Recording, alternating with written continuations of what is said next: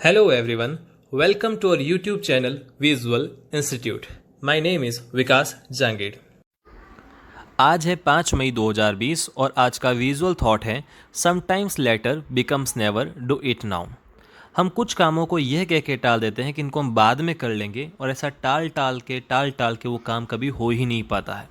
तो जब वो काम हम ऐसे टालेंगे, करेंगे नहीं, तो हमें वो परिणाम कैसा मिल जाएगा जो हम सोच रहे कि हमें मिलना चाहिए। तो सिंपल सी बात है कि जो आपको परिणाम चाहिए उसके लिए आपको कड़ी मेहनत उसी टाइम करनी होगी जब उसकी रिक्वायरमेंट है। आज की रिक्वायरमेंट है तो आज ही उसको करना पड़ेगा, तो उसको हम आगे के लिए टाल नहीं सकते हैं। तो परिश्रम करते रहिए, मेहनत करते रहिए, तो आपको अपनी इच्छा अनुसार परिणाम भी मिलेगा। तो शुरू करते हैं आज का lecture number 2, quadratic equations part 2। पिछली क्लास में हमने क्वाड्रेटिक इक्वेशन के एक बेसिक कॉन्सेप्ट समझे थे। आज उनको थोड़ा समराइज कर लेते हैं। आपको स्क्रीन पर 4 इक्वेशंस दिख रही है। हमें इतना मालूम है कि जो भी क्वाड्रेटिक इक्वेशंस होती है उसके हमेशा 2 सॉल्यूशन होते हैं। तो अगर पहली इक्वेशन जैसे कि आप देख पा रहे हो ax² plus bx plus c equal to 0, यहाँ पर जो कांस्टेंट है वो कांस्टेंट पॉजिटिव है। इसका मीनिंग ये हुआ कि जो भी सॉल्यूशन होंगे उन दोनों के साइन जो होंगे वो सेम होंगे, यानी कि या तो दोनों पॉजिटिव होंगे या दोनों क्या होंगे, नेगेटिव होंगे। फिर हम चेक करते हैं x के कॉफिशिएंट को, और x का कॉफिशिएंट क्या है, प्लस। तो अगर x का कॉफिशिएंट प्लस रहता है तो क्वाड्रेटिक इक्वेशन के दोनों रूट्स जो होते हैं, जो दोनों सॉल्यूशंस होते हैं, वो क्या होते हैं, दोनों नेगेटिव होते हैं। अगर x का कॉफिशिएंट प्लस है तो सॉल्यूशंस होंगे माइनस के अंदर, दोनों नेगेटिव होंगे। सेकंड इक्वेशन के अंदर हमें कांस्टेंट दे रखा है पॉजिटिव, और जो x का कॉफिशिएंट वो क्या दे रखा है, नेगेटिव। तो जब x का कॉफिशिएंट नेगेटिव होता है तो दोनों सॉल्यूशंस क्या होते हैं, हमारे पॉजिटिव होते हैं, प्लस में आते हैं। ओके स्टूडेंट्स, तो अगर कांस्टेंट पॉजिटिव है और x का कॉफिशिएंट भी पॉजिटिव है तो हमारे दोनों सॉल्यूशन नेगेटिव के अंदर आएंगे। और अगर कांस्टेंट पॉजिटिव है और हमारा x का कॉफिशिएंट नेगेटिव है तो हमारे दोनों सॉल्यूशन पॉजिटिव आएंगे। फिर चलते हैं इक्वेशन थर्ड पे, ax² plus bx minus c equal to 0। यहाँ पर हमारा कांस्टेंट जो है वो नेगेटिव दे रखा है।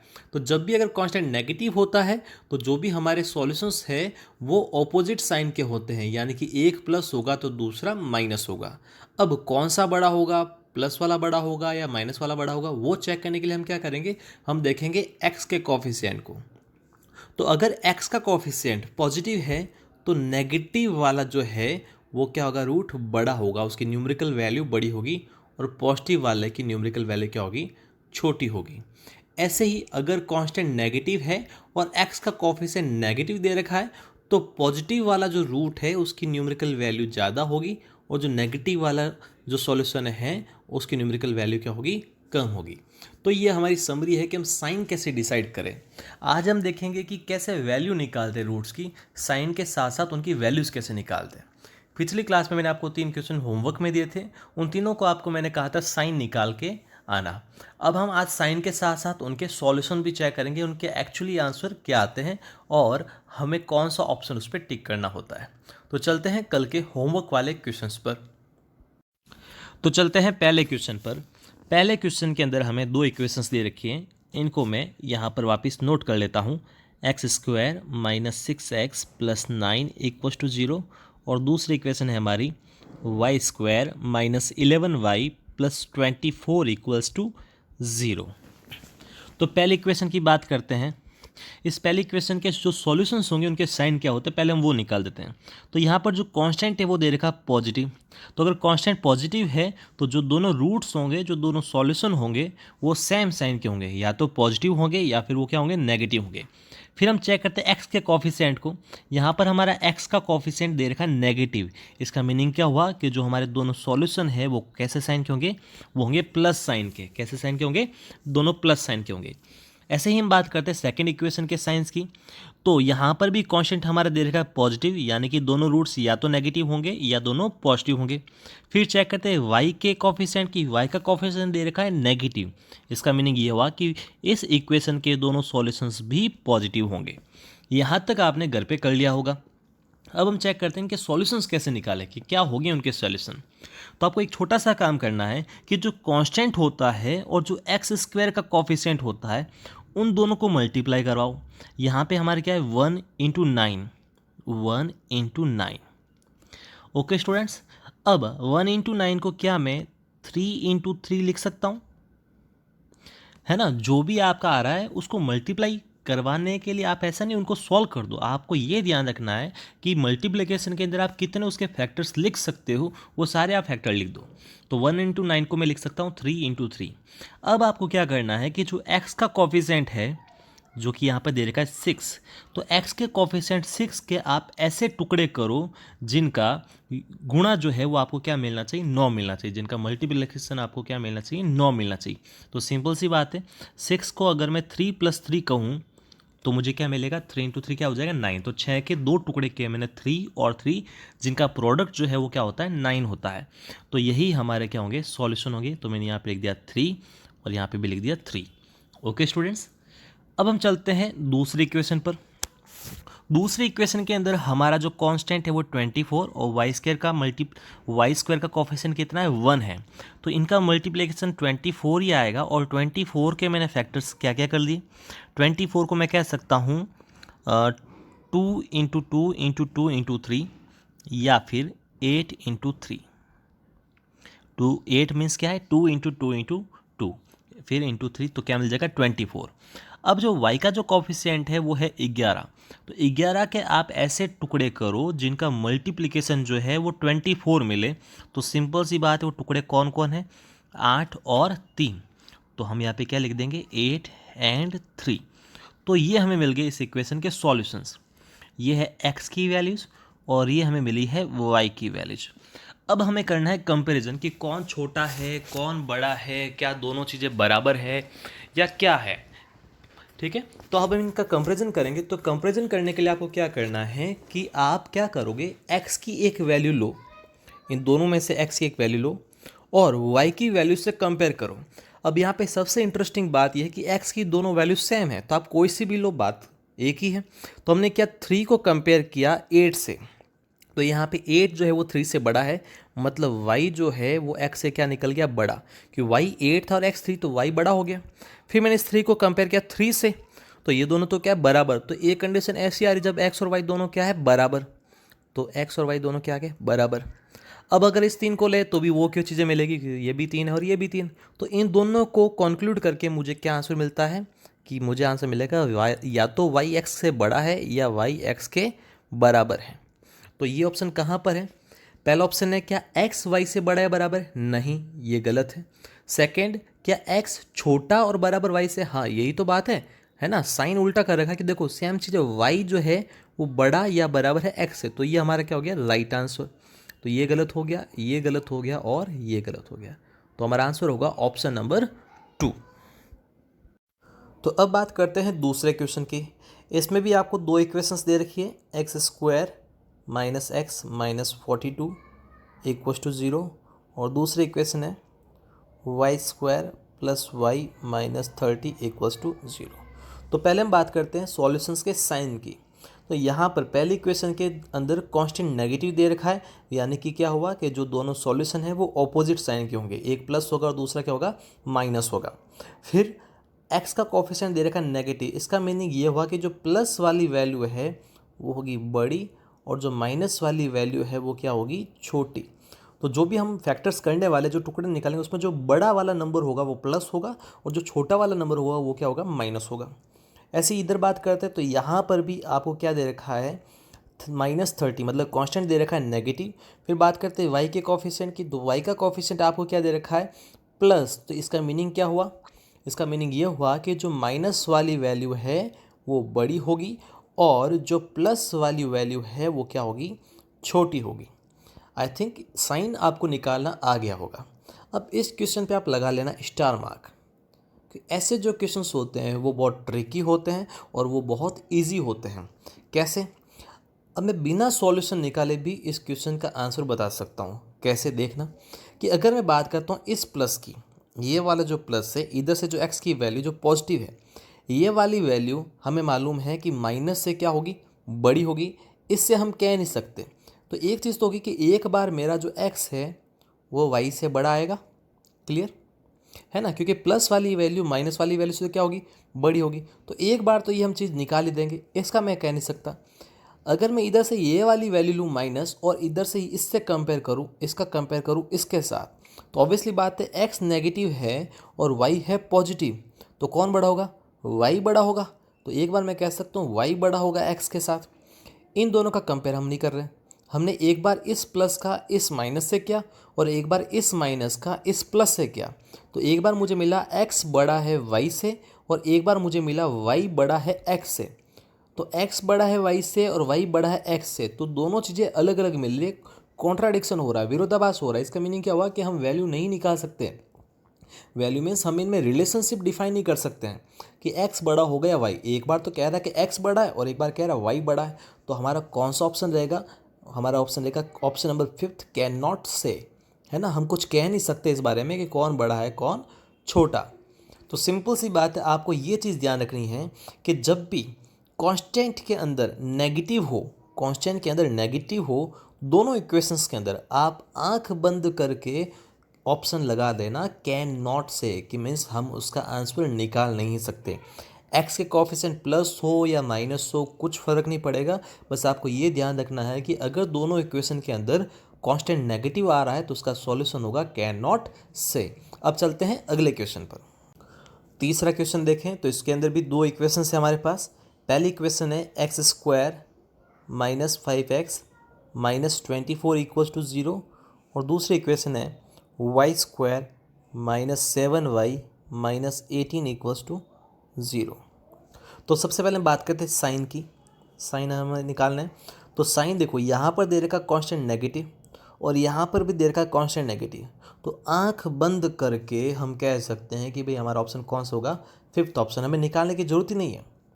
अगर दोनों कांस्टेंट नेगेटिव दे रखे हैं तो हमारा आंसर क्या होगा? कैन नॉट से। निकालने की ज़रूरत तक नहीं है, आप सीधा ऑप्शन टिक कर सकते हैं कैन नॉट से। क्यों? क्योंकि जब दोनों कांस्टेंट नेगेटिव है तो दोनों तरफ एक प्लस वाली वैल्यू भी होगी और एक माइनस वाली वैल्यू भी होगी, तो हम कंपेयर कर ही नहीं पाएंगे, क्योंकि एक बार x बड़ा होगा और एक बार कौन बड़ा होगा? y बड़ा होगा। तो हम सीधा आंसर क्या लगा लेंगे? कैन नॉट से। तो ये थे कल के होमवर्क क्वेश्चंस जो मैंने आपको दिए थे और आज उनको अपन ने सॉल्व किया।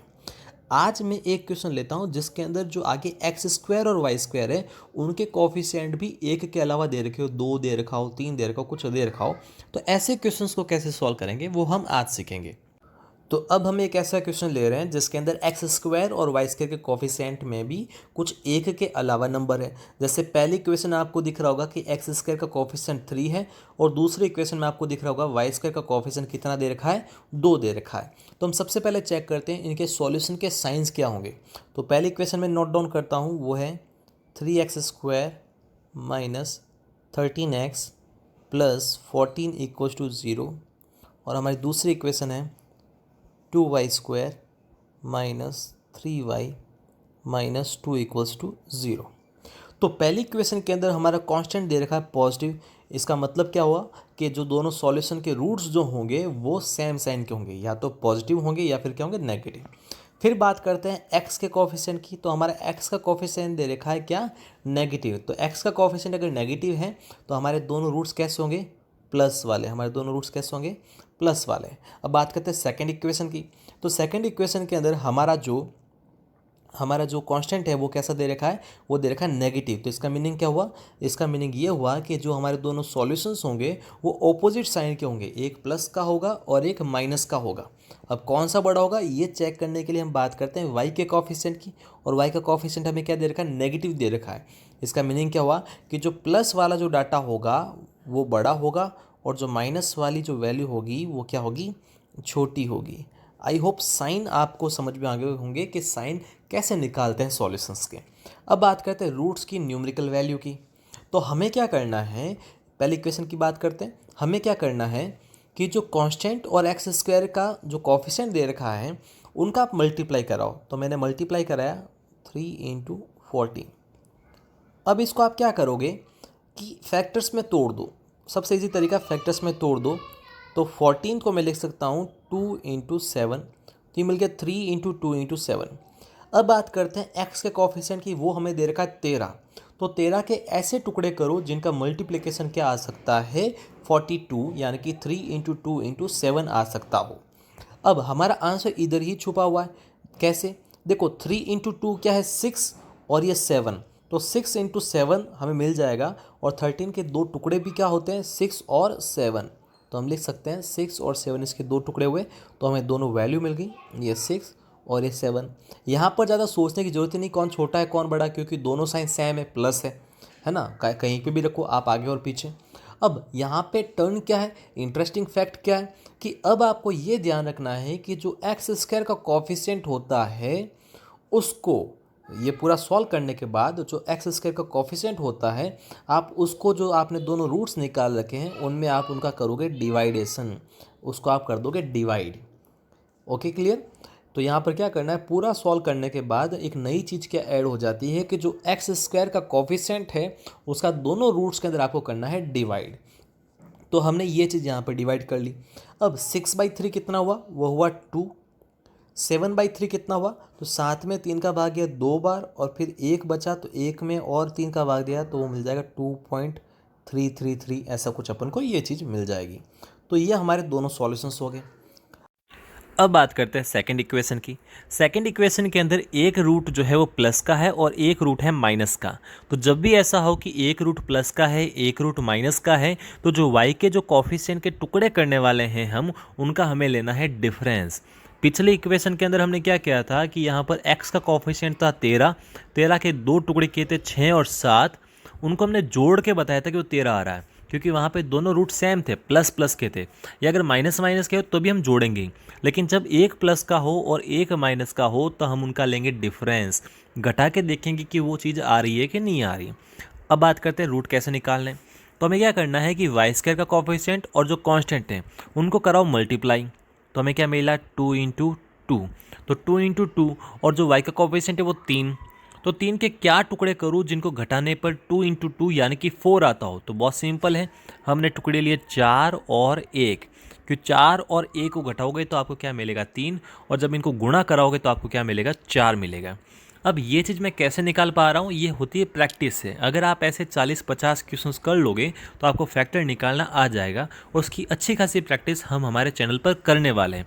तो उसके लिए आप बेफिक्र रहिए कि कैसे फैक्टर्स करें, आप अभी सिर्फ मेथड को समझिए, कॉन्सेप्ट को समझिए कैसे निकालें, फैक्टर क्या होने वाला है, कैसे होने वाला है, हम इसके बहुत से क्वेश्चंस प्रैक्टिस करने वाले हैं।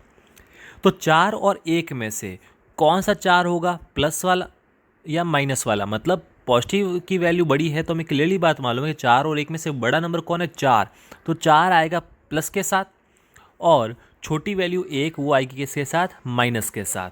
तो ये हमने ये दो चीज़ें निकाल दी। अब उसके बाद हमें क्या करना है कि जो वाई स्क्वायर का कॉफिशिएंट है वो दोनों रूट के अंदर हमें डिवाइड करना है। तो वाई स्क्वायर का कॉफिशिएंट है 2, तो हमने 2 का डिवाइड किया 4 में भी और 1 में भी। तो हमें क्या मिला, 4/2 हुआ 2, तो 2 है प्लस का, और माइनस का 1/2 मतलब कि माइनस का 0.5। अब हम करते हैं कंपेयर। तो कंपेयर करते हैं तो सबसे पहले लेते हैं इधर से 2 को। तो ये जो x की वैल्यू 2 है वो 2 इधर की y की वैल्यू 2 के तो है बराबर, और -0.5 से है बड़ी। तो x जो है एक बार तो आया बराबर और एक बार आया बड़ा। ओके स्टूडेंट्स, दूसरे अगर वैल्यू लेते हैं 2.33, तो 2.33 2 से तो है बड़ा और -0.5 से भी है बड़ा, मतलब दूसरी बार भी हमें क्या मिला, x > y। तो इन दोनों को मिला के मैं कह सकता हूँ कि x या तो y से बड़ा है या y के बराबर है। तो हमारा कौन सा ऑप्शन राइट होगा, हमारा ऑप्शन होगा राइट नंबर 1, क्योंकि पहला ऑप्शन ये है कि x > y, या तो बड़ा है या उसके बराबर है। तो हमारा राइट आंसर क्या होगा, option number 1। Okay, I hope आपको ये सारे क्वेश्चन जो है समझ में आए होंगे। नहीं आते हैं तो भी आप कमेंट सेक्शन में लिखिए कहाँ पर आपको दिक्कत आई है, उसको हम अगले लेक्चर में बाकायदा डिस्कस करेंगे। अब बात करते हैं होमवर्क की। तो होमवर्क में मैं आपको 2 क्वेश्चन दे रहा हूँ, दोनों को आपको ट्राई करना है कि आप आंसर निकाल सकें, और जो भी आपका आंसर आता है, option first, second, third, fourth, 5, जो भी आपका आंसर आता है उसको कमेंट सेक्शन में ज़रूर लिखिए। कमेंट सेक्शन में लिखेंगे तो मुझे पता चलेगा कि आप पढ़ रहे हैं। ओके, और आप पढ़ेंगे तो मैं आपको और बेटर स्टडी प्रोवाइड यहाँ अपने यूट्यूब चैनल पर करवाऊँगा। तो मिलते हैं अगले लेक्चर पर। Thank you for watching this video. अगर आपको ये वीडियो पसंद आया है तो इस वीडियो को आप लाइक कीजिए और अपने दोस्तों के बीच इस वीडियो को शेयर कीजिए। हमारे चैनल विजुअल इंस्टीट्यूट से जुड़े रहने के लिए हमारे इस यूट्यूब चैनल को सब्सक्राइब कीजिए।